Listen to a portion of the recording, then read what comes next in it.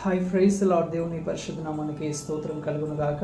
ఈరోజు దేవుని వాగ్దానము కీర్తనల గ్రంథము 93వ అధ్యాయము 5వ వచనమును చూద్దామా. నీ శాసనములు ఎన్నడూ తప్పిపోవు యెహోవా, ఎన్నటెన్నటికి నీ పరిశుద్ధతే నీ మందిరమునకు అనుకూలము. ఆమె హల్లెలూయా. ప్రియమైన సహోదరి సహోదరుడా, దేవుని ఒక శాసనములంట అవి ఎన్నటెన్నటికి మారవంట.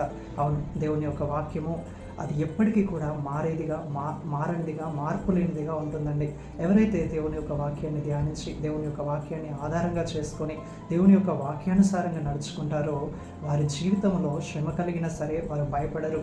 అపాయంలో ఉన్న బాధలో ఉన్న వారు దిగులు చెందరు. ఎందుకంటే నా దేవుడు నాకు సహాయం చేస్తాడు, నా దేవుడు నా తోడుగా ఉంటాడు, నా దేవుడు నన్ను విడిపిస్తాడు, నా దేవుని వాక్యాన్ని నేను ధ్యానిస్తున్నాను, నా దేవుని వాక్యానుసారంగా నేను జీవిస్తున్నాను. కాబట్టి నా దేవుని వాక్యము నన్ను ఉన్నతంగా హెచ్చిస్తుంది, నన్ను దీవిస్తుంది, నన్ను ఆశీర్వదిస్తుంది, నన్ను వర్ధిల్లింపజేస్తుంది.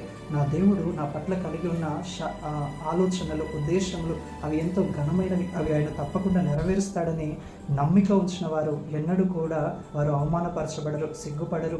కానీ వారి జీవితంలో దేవుని యొక్క వాక్యాన్ని ధ్యానించటాన్ని బట్టి, దేవుని వాక్యానుసారంగా జీవించటాన్ని బట్టి, ఆయన ఒక వాక్యం మీద నమ్మిక ఉంచటాన్ని బట్టి వారు గొప్ప కార్యములను చేయగలుగుతారు, ఉన్నతమైన స్థాయికి వారు వెళ్తారు. ఎందుకంటే దేవుని వాక్యము మన జీవితాలను మార్చేది, మన కుటుంబాలను కట్టేది.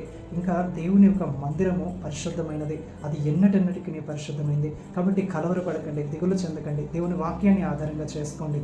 దేవుని వాక్యమే మీ జీవితాన్ని మార్చబోతుంది. ప్రభువటి కృప మనందరికీ దయచేయునుగాక. Amen. Praise the Lord. May God bless you all.